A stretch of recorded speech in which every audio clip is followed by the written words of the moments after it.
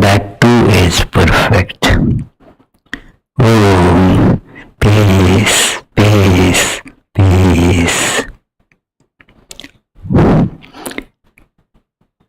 Dear friends, I have been thinking of this topic for quite some time, but started studying for it more seriously just a week ago.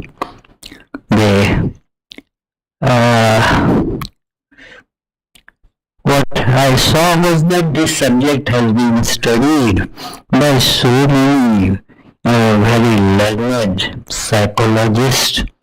Very methodically they have analyzed it according to the tools that they actually practiced and studied. So there is a lot of material available on this, and so I will first give, you can see this: if graffiti is a crime, let God forgive us. This is also a graffiti, you see. There are so many online resources and many other books in the library. I am giving you the list of online resources which you can actually check and see. It is one is Jean Baudrillard, a French philosopher, cultural social scientist.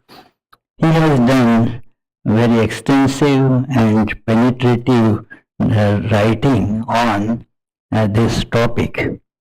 And then there is an anthology edited by Troy Lohata and Elizabeth Olten, containing a lot of research work on this topic, that how to understand it.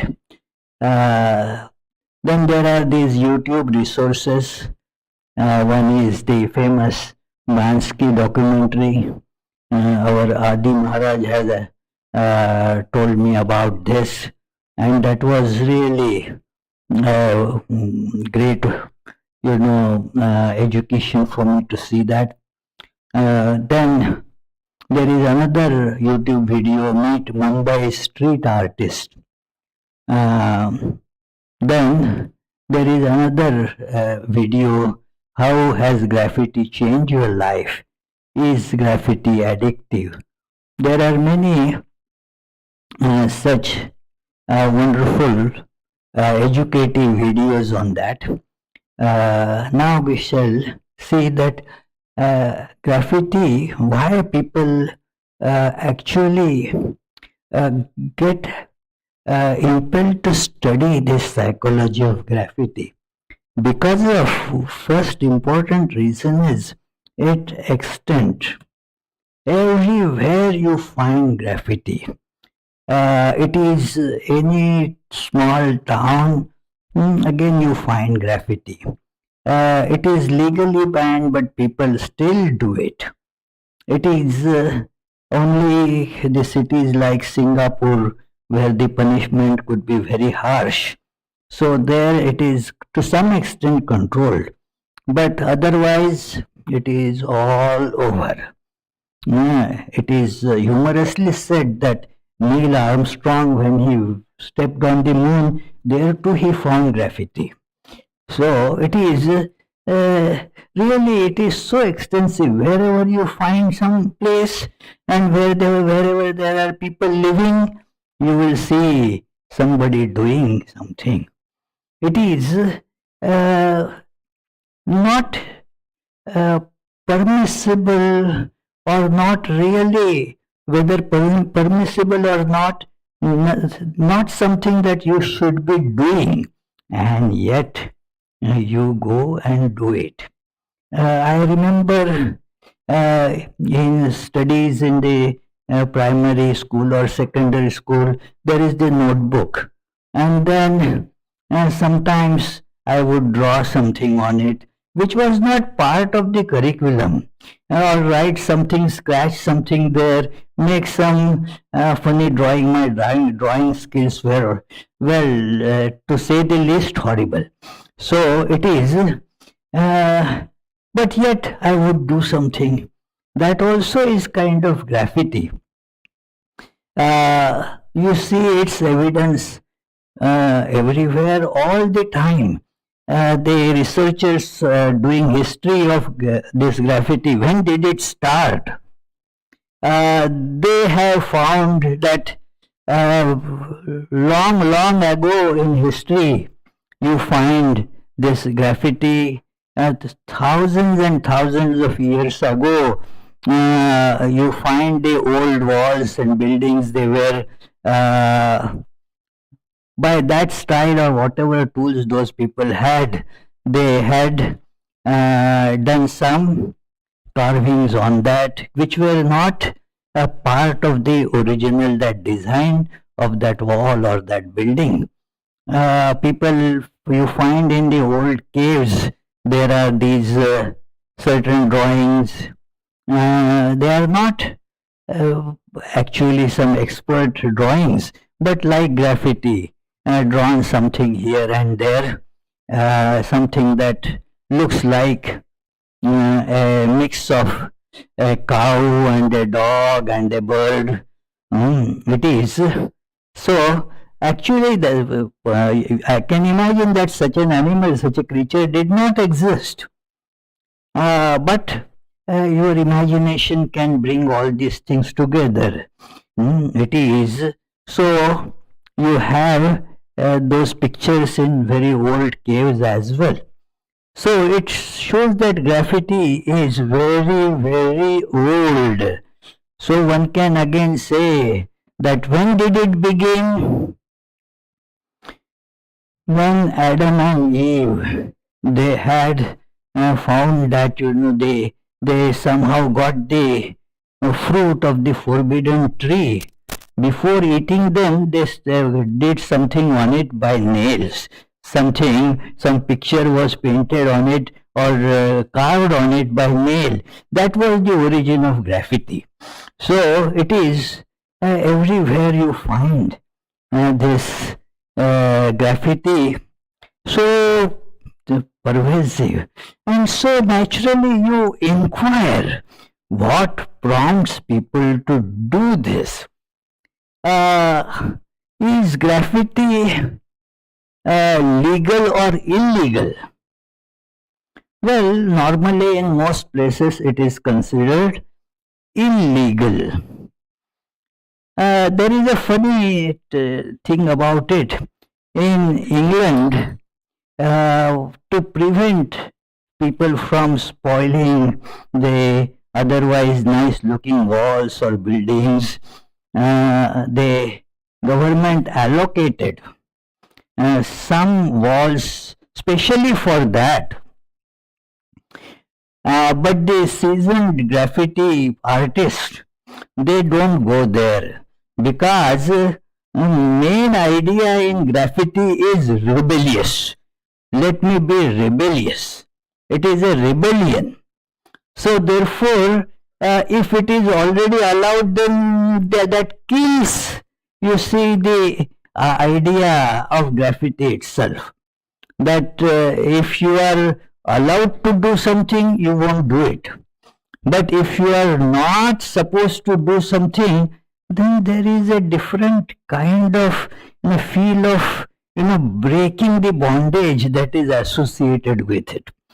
So therefore, you see, it is not being legal is actually the core of graffiti. If it is allowed, then what is the fun of doing it?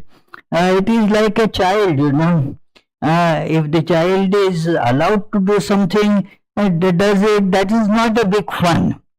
Something that is not allowed, and yet there is the possibility of transgressing that and doing something, then that brings a sense of fulfillment. So it is basically that idea to break the bondage, and this prompts many artistic forms. Art is actually to break away from the bondage. Nobody likes the bondage, and in Vedanta, or in fact in all different religious forms, you see that we want to get liberated. That is the primary purpose of religion, to make oneself understand the origin of bondage, and then how to get over that bondage, to realize our freedom.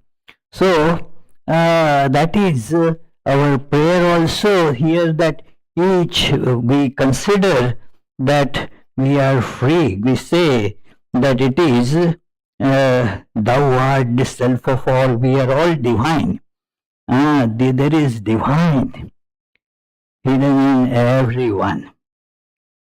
Everyone. And religion, as you can read on this wall, a quote from Swami Vivekananda, religion is the manifestation of the divinity already in man, already in everyone. There is this divinity. And what is the meaning of divine?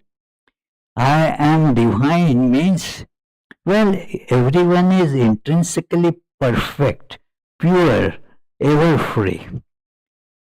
It is the truth. If I am divine means that.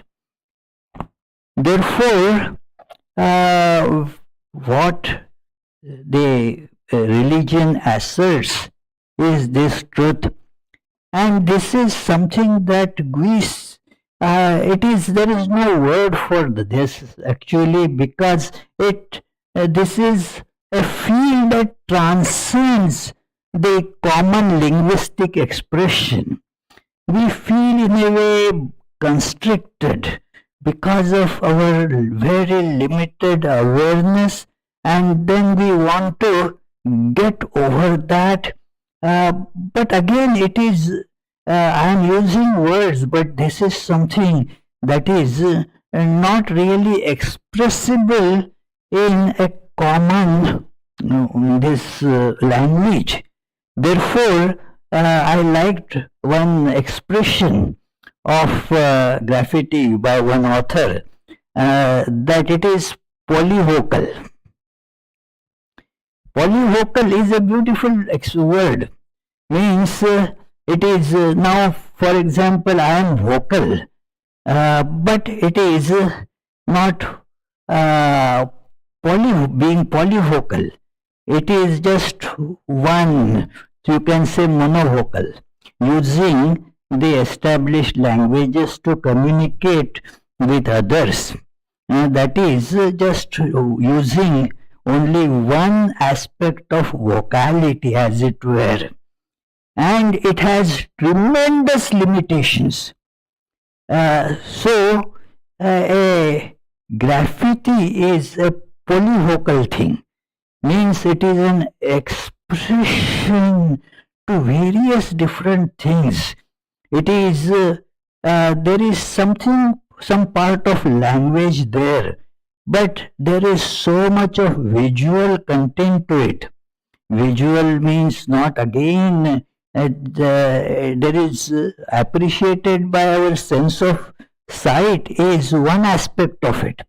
But there is the inner mental aspect, that the symbolisms in it, the idea of mixing of the various colors in it. It is the a lot of such things get into an expression of graffiti, and therefore that is considered as a great tool. So I see our awareness is I am imperfect. We know that. Therefore, there is this struggle for perfection. If I am perfect, then there is no struggle. And struggle shows that I am not able to do something, and that means imperfection. Perfect doesn't require any struggle. Then impure. It is, therefore, we want to be pure. And while divine that is in me is ever free, how am I? I feel never free, bound by so many things in life. Sometimes it is, this all these feelings of imperfection, impurity, and lack of freedom, and existence of bondages on all sides, like I am bound by this society. It is a funny idea, society. I make the society. We all come together and make the society. For what? For our convenience. And then call that society as the source of bondage. This is again a funny contradiction that occupies all our life. That when we say that it is the society that is responsible for it, I forget I also am part of the society. I am contributing to it. And so it is the freedom, means what kind of bondage I am experiencing. Accordingly, my idea of freedom also changes. When I am feeling that the people around me, they are the source of my bondage, I act against them. So we see the struggle takes various ways. That struggle to express the divinity. It is, one idea is to go within, then another, that is what commonly people resort to, is find out, think of the sources of bondage out there, and then try to eliminate those. The political freedom struggles, then the economic freedom, then the social freedom, like the race, gender, and so forth. We want to get free from that, and we see that there is this source of bondage. So we want to get over that, and that finds various expressions. So going within again has this. Now going outward has now various dimensions. Going within has also many dimensions. See, the going within has again a subdivision. Going within and following a consistent track is called yoga. Yoga is thus going within to find the true divinity that is within me. So yoga is one path. Means it's a combination of various paths, but one direction that is taken. But going within does not mean always yoga. Going within means also, which is, go inside, become, just in your mind and keep on brooding there. That is, brooding and meditation are very different things. In meditation, you go deeper, and it makes you, as you go deeper in meditation, you start feeling more freedom, more bliss. Going, within in this man like brooding. You are going within, but there is no proper direction for that. You just keep on going in the past, imagining the future, or daydream. This is all the brooding. What happens with brooding, we all know. It makes you sadder. It makes you more limited. So it is, and more scared also. A lot of fear in our life is because of brooding. We imagine different fearful situations, get identified with them. Oh, if I do this, then what will...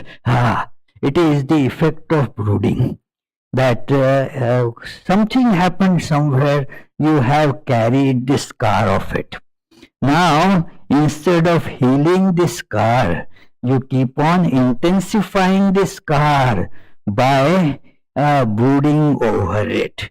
That is what happens, that when the psychology of, how one keeps on intensifying the scar without healing it.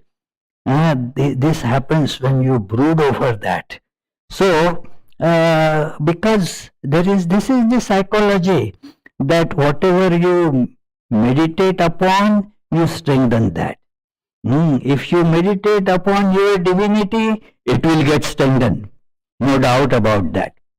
But if you keep on meditating on your shortcomings, then those shortcomings start becoming shorter and shorter shortcomings.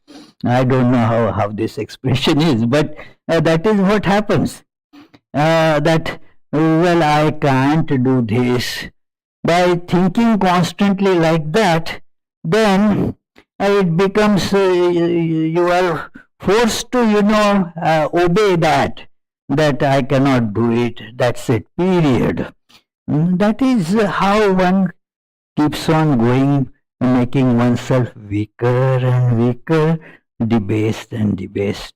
So that is how there is, I like that book and I recommended it to many, Psycho-Cybernetics.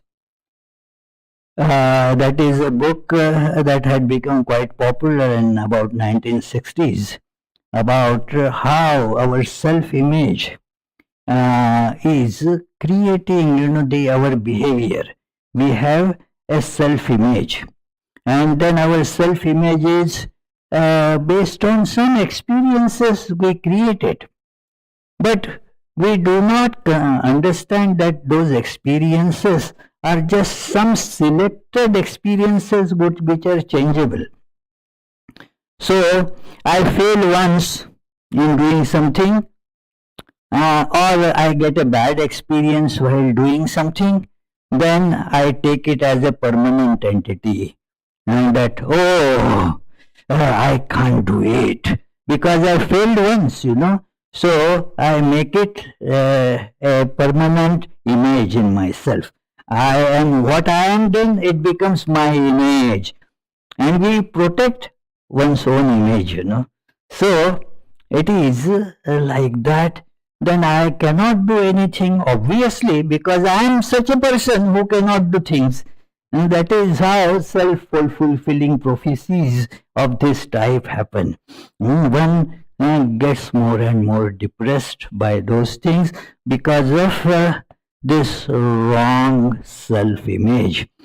Just look at it factually, that you could not do it last time in one attempt.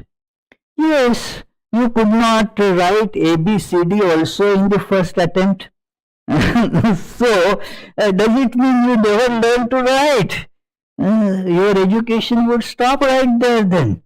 But what happens, I failed once, I extrapolate it to include everything. Oh, I cannot do this. Or I went to some place and there, say I was robbed. So I brand it as a bad place. If you go there, you get robbed. Oh, once a person got robbed, and every person and every place, somewhere somebody else gets robbed there also. This neighborhood is considered kind of safe neighborhood. But here also there are so many incidents of a person getting robbed and so forth. So, therefore, one should not make such assumptions. So, this is a wrong way of going within. The right way is following the path of yoga. In both, whether right or wrong, there is the immense scope for art, including the art of graffiti. It is because that is an expression. Well, is it moral? Is it legal? Of course, friends, there is the one thing, point that we have to understand, that nobody has really the right to spoil somebody else's property. And so if I do it, I will get punished. I should be ready for that. Does it make me a criminal? Only in the eyes of law. That's it. It is in the, see, the two things get identified very quickly. Legal and moral. They are not same things. Something could be legal and yet not moral. Something could be immoral. Something could be illegal and yet moral. The two things do not always go together. This Martin Luther King Jr. gave a nice example, very fitting example. What Hitler did was all legal. He didn't do anything legal because he was making the laws. So what he did was legal. Who will call it moral after all? So it is legal does not mean moral. Most of the freedom struggles, they were banned as illegal. Were they immoral? They were not immoral. So this is this difference should be kept in mind, that one should not do something immoral. But that doesn't mean one has to confine to the boundaries of legality. And if you are breaking law, then you should be ready for the consequences also if you are caught. So it is, but morality is a different thing. Morality is when you are doing something good, you are not intentionally hurting anybody, then that is moral. Whether legal or not, who knows. And otherwise, that if you are doing something to hurt somebody, it could be legal. But you know that the purpose of it was not right at all. It is immoral. So the point is, while going within, there are so many ways to do it. And similarly, while going outward, in Vedanta, you have the twofold path.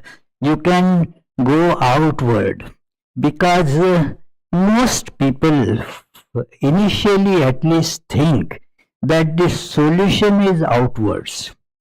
My divinity is not getting expressed. Somewhere we all have the feel. Again, the feel is a weak word, but it is something more stronger, but not exactly conviction. So it is that I am infinite. I am all powerful. All these ideas we have within which give a distorted expression in what is called daydreaming. In daydreaming, you see how when you daydream, and it is impossible to stop daydreaming, howsoever you may want. It is Sigmund Freud has done a wonderful research on this daydreaming. It is, and he comes to the conclusion, as long as there are desires, there will be daydreaming. And it will continue because desires cannot be satisfied. Only one desire can be satisfied. Long back in the Upanishads, you find this statement that the desire for realizing God or Atman, that alone can be fulfilled. No other desire can ever be fulfilled. As Shankaracharya points out, that because those desires are about illusory things, how can you get them? And therefore, there is no stopping of daydreaming because there is no stopping of desires. So, now, these desires, they are pulling outwards. But then there is a way. One feels like that, that if I get this much money, then I will be free. Because the idea of bondage is only limited. That I have economic bondage. I am in debt. If I get this much, I will be free of debt. So if the idea of bondage is limited to that, the idea of freedom also is limited to that. Now, getting the money has different ways, So, you can work hard, earn more money. That is a proper way to do it. But robbing somebody certainly is not a proper way to get that kind of freedom. We also imagine that by doing this and this and this, I will get freedom.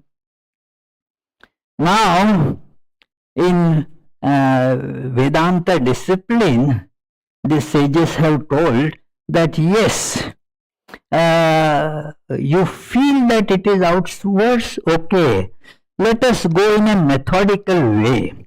Like if a problem you feel somewhere, now if it is making you somehow convinced that the problem is there, now let us go in a methodical way by eliminating that the problem is not here, it is not here, it is not here. And then you come to see that it is nowhere outside, and then you turn within. That is the process that applies to most people. Okay, you try outside, you feel that getting, say, this particular man, woman as my spouse, the life will be so nice. I will be free from all worries, all anxieties. I will be in heaven. So it is, now try and see what happens. Then, you understand that it is not going to happen. Now the secret is, don't repeat it. Now you have understood that you do not become perfect by this means. Now eliminate it. Take it out. Okay, you think that some other at a higher realm I will be able to get it. Okay, then go to that realm and try. That is what is called in Vedantic literature as the Swarga, or loosely translated as heaven. But it is not the heaven that the Christians speak of. In Christianity, heaven means where you live with God. There is God, not a place of pleasure as such. It is pleasure because God is all bliss. But here it is from one pleasure that you try to become free from, free with the help of that. It didn't work. Now go to a higher plane. The planes of awareness must change. They should have a proper direction. If otherwise, what happens? You go in the same rut again and again, committing the same mistake again and again. It is, I told you that illustrative story many times, but it doesn't lose much in repetition. That a man was asked by a friend, hey, why your this left ear is so black? What happened? Got burnt? Oh yes, you know what happened was this early morning I was still not awake, and a phone by my bedside, there is phone, it rang. And then instead of picking up the phone, what happened? There was a hot iron by the side too. So could not instead decide what, and then I picked up the hot iron and put to my ear as if it is a phone. That is the reason. Well, that's okay, but why your other ear also is burnt? Oh, that stupid fellow called again. So it is, that is why we keep on repeating the mistakes. And that is what is called getting caught in this realm of transmigration. We do not find the path of liberation.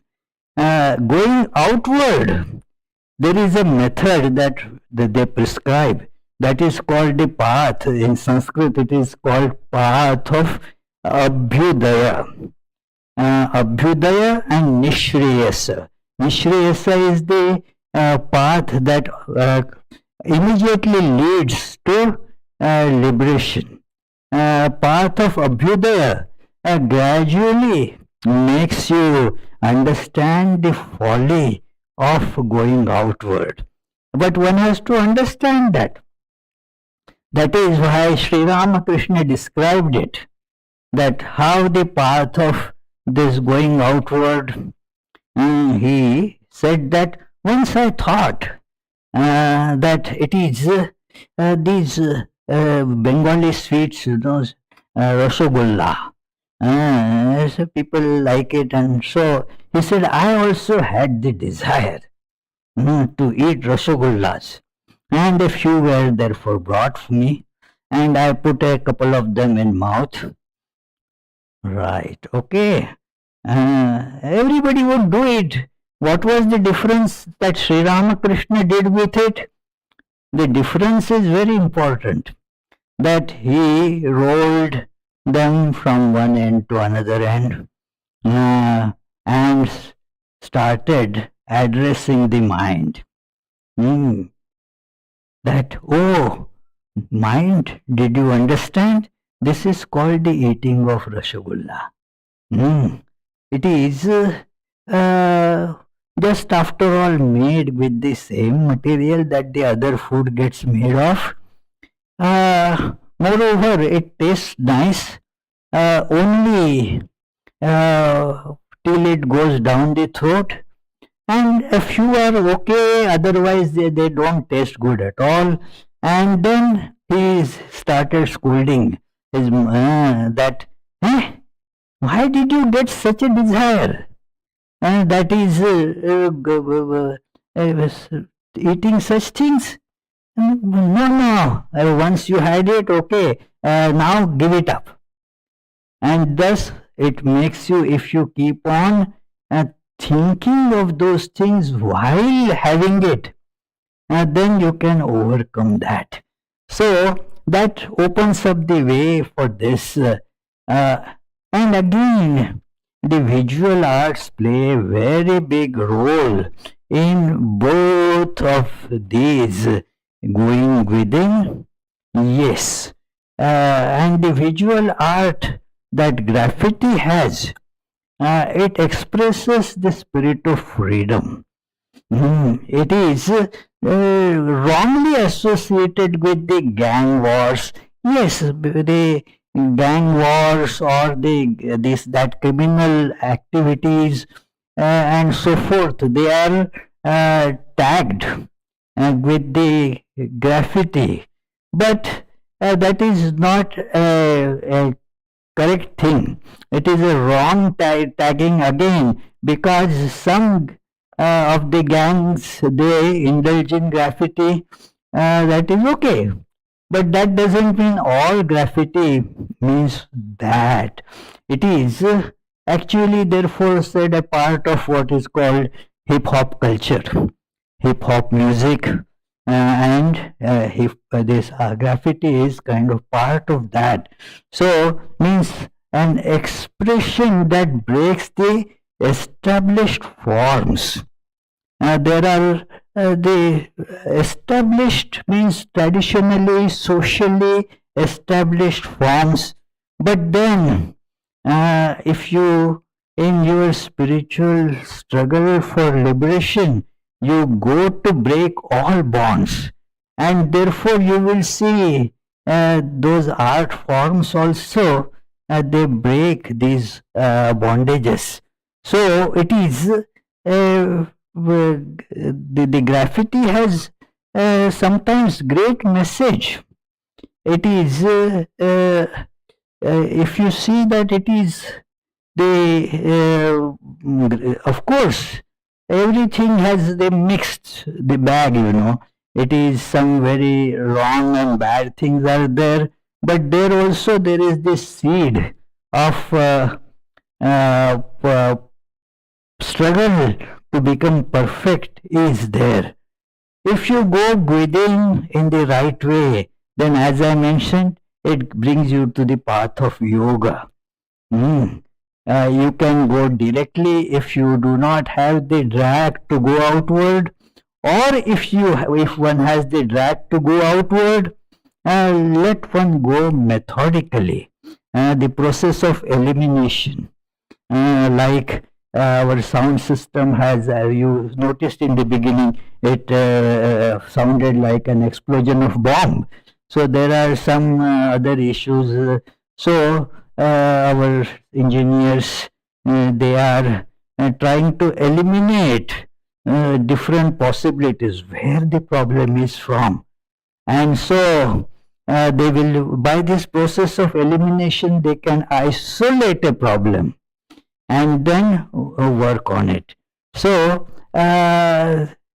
thus, you see this process going outwards in the right ways, isolate the problem, and you come to the realization that going outward is not going to help you, and then the search turns inwards.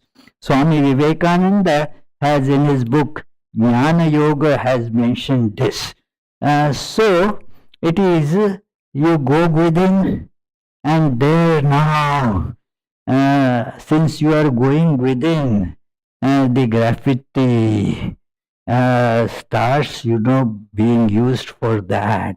The images, the pictures, the paintings, again you see that they break certain existing norms of doing it. It is you find that in many temples that in India, that how it has expressed itself. It could be thought of as graffiti. It is now, because it has been recognized, it doesn't get called graffiti. Actually, Sri Ramakrishna has done one nice painting. It is, if you paint it on the wall, it could be called a graffiti. He said that Swami Vivekananda, his earlier name was Narendra. Narendra will teach people Noren Shikhe Dibe. And then on, that was in Kashipur. He was in his last days of mortal life and physically tremendously weak. And still, to make everybody aware, including Naren, this future Swami Vivekananda, that you have to teach people. He wrote it on a paper that Naren is going to teach. Noren Shikhe Dibe. He wrote Radhe Radhe. Naren will teach when there will be call from this the people of India as well as people from outside. He will teach. And then he drew a picture of a peacock.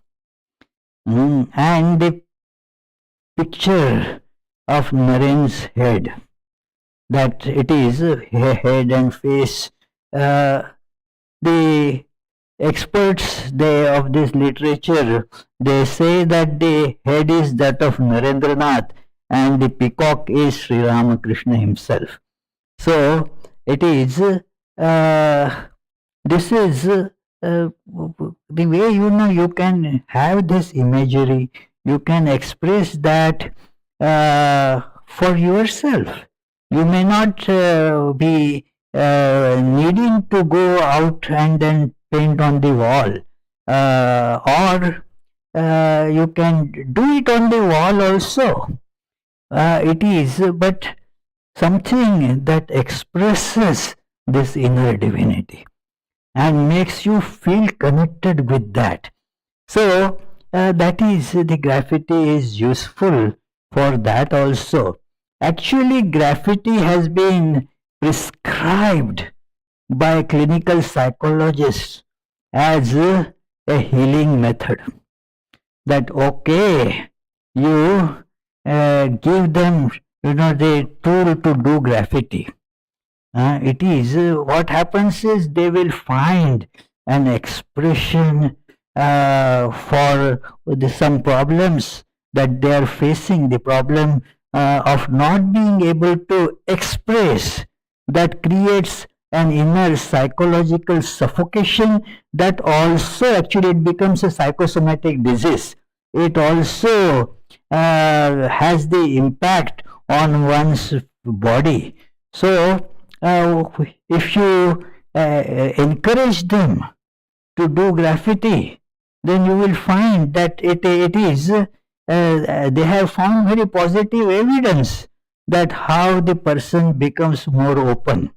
It is a standard form of artist. If somebody tells me I do the painting, I will not do. I will immediately say, no, I am horrible at painting. Don't expect from me all that. I cannot paint. But for graffiti, anything is permissible. It is, you don't have to be an artist. It is, you can, anybody can do it. So you can go and do it. They provide various tools for that.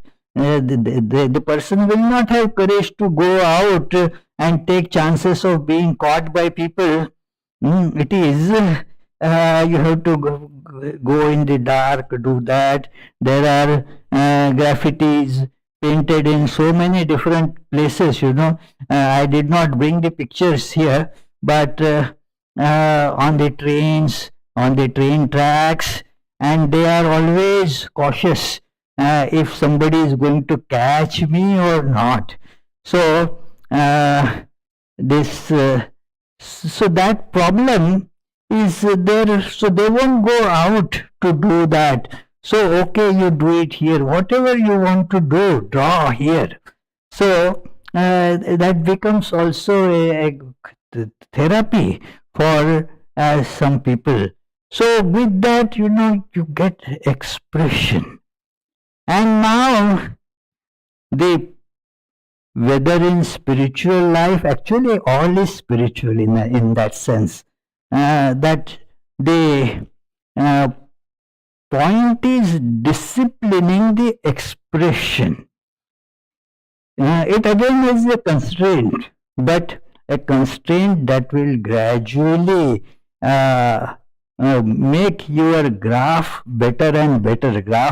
Graffiti may not become better, but the graph of your feeling the more and more joy, more and more freedom, that will keep on getting better by giving a constructive direction to it. Expression, if not controlled, can cause lot of problems, destruction in life. But expression is necessary. If no expression, I have no hesitation in saying that instead of having no expression, let there be even destructive expression. That is better. At least there will be some scope of learning. It is, but give constructive direction to that expression. It is, Swami Vivekananda says that, look, a wall doesn't tell lies, a wall doesn't go and steal or murder anybody, but wall is a wall.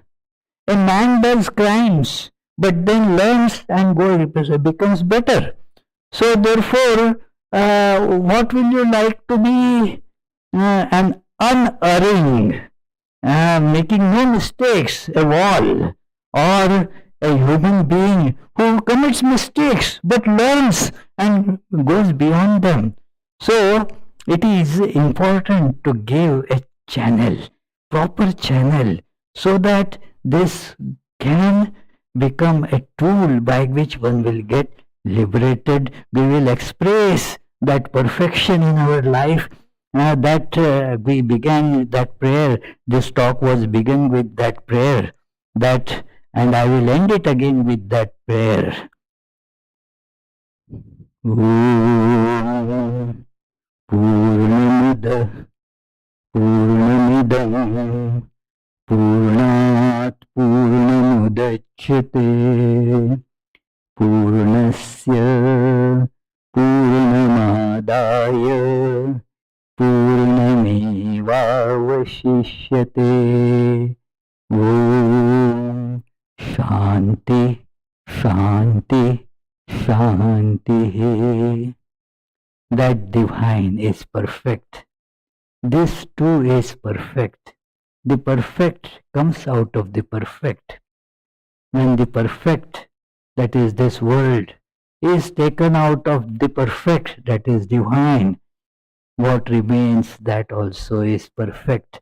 Om, peace, peace, peace. Let us meditate on this theme for 30 seconds or so. And then if you have any question, please don't hesitate to ask.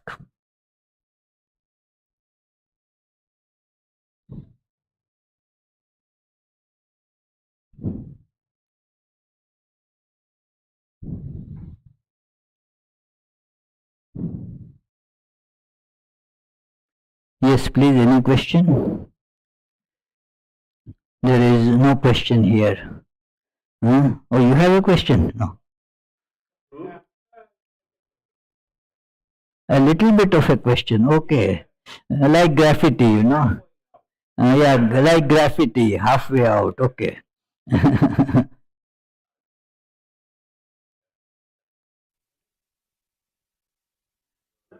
All right, you have to hold like this.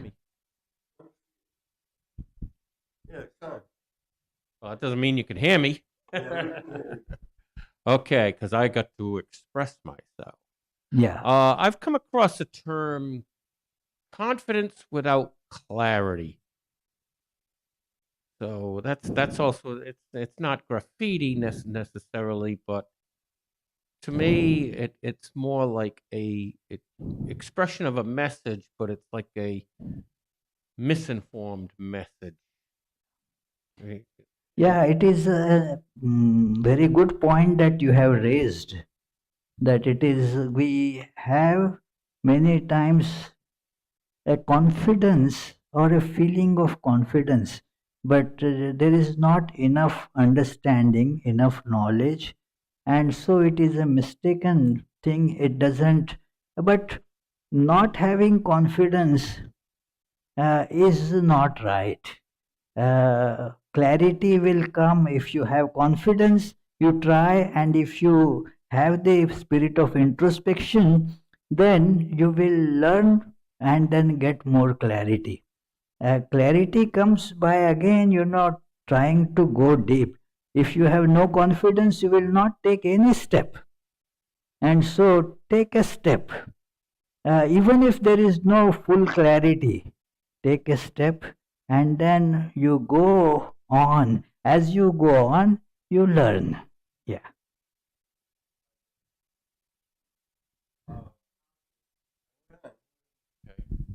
Confidence could be like a drive, having confidence to do something.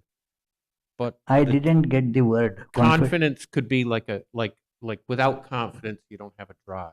You could have a drive, but you could drive off a cliff too without clarity. Or Yeah. drive into a wall. Well, next time you will do better.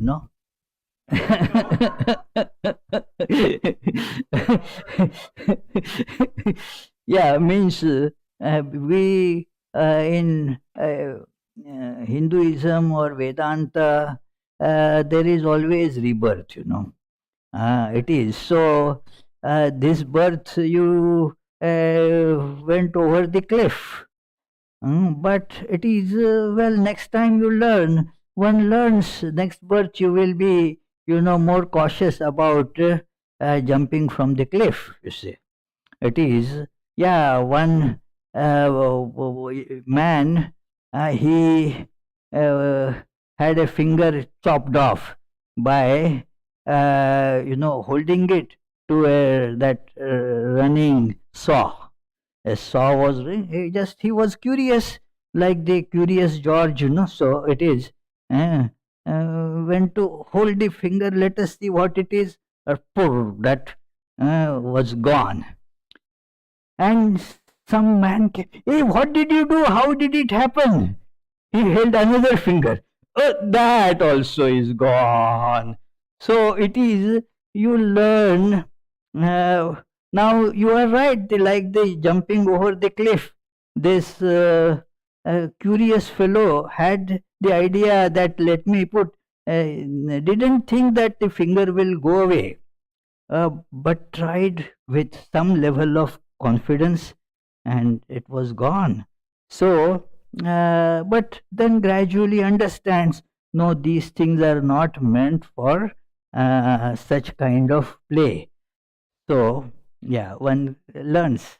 You are right. Yeah.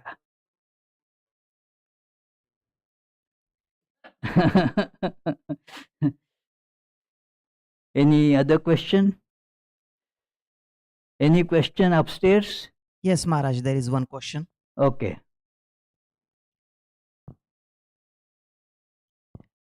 Question from GP Krishnamurti.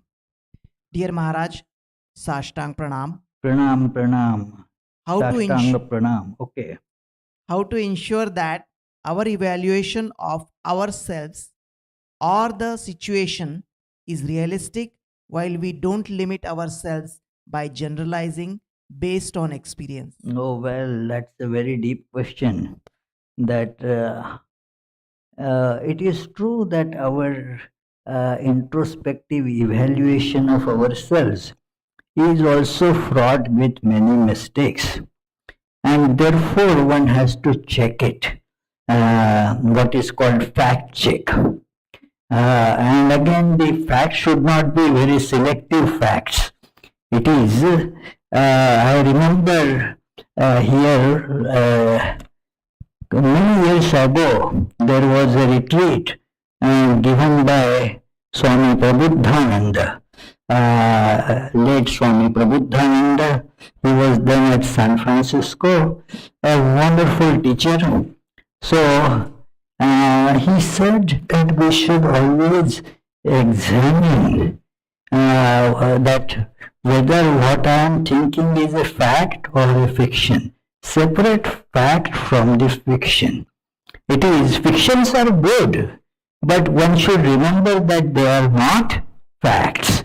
So let us not mix them. No, one should always remember our potentials. Yes, but also should remember that they are right now not facts, but by proper efforts they will become facts eventually. So that is how one should be very cautious and examine the facts not as selectively but overall. And another thing in this respect is to seek the advice of somebody else. I always found it very beneficial when I did that, because as you mentioned that we tend to mix up these two things. My evaluation of myself, I thought of myself as very intelligent, very brilliant, and then if I failed in exams, I blamed it on somebody else. Then, while I was in that mood, now that is not going to correct myself. So, one friend told me, and that message still rings in my ears. Hey, you are intelligent, but not as intelligent as you think you are. Oh yeah, it is true. If you see the facts, and that made me see the facts. Yes, I am certainly not that intelligent. I should at least have the intelligence to know that I am not that intelligent. So, when you talk to somebody who is a friend doesn't mean that always agrees with you. The friend is the one who has the courage to disagree with you and tell you the right thing. That it is those who agree with you, they are not friends. They can be called sycophants, but not friends. So, friends should be able to give you proper advice. So, it is like that friend told me.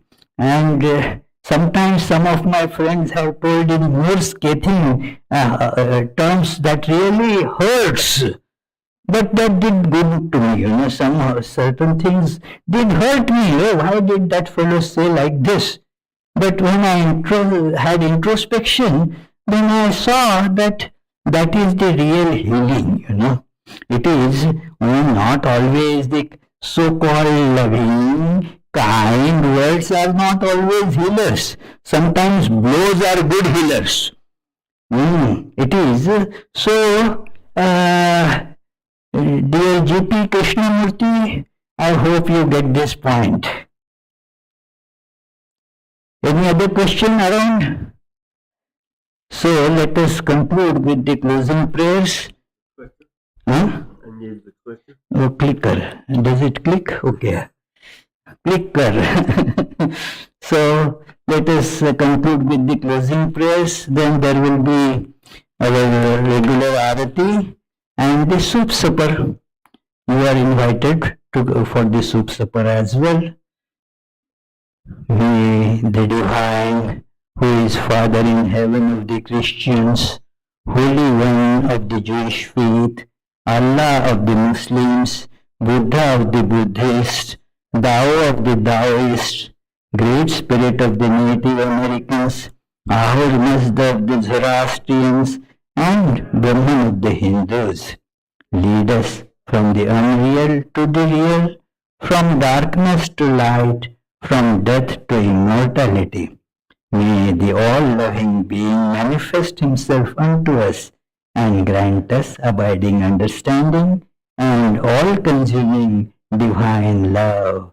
Peace, peace, peace be unto all.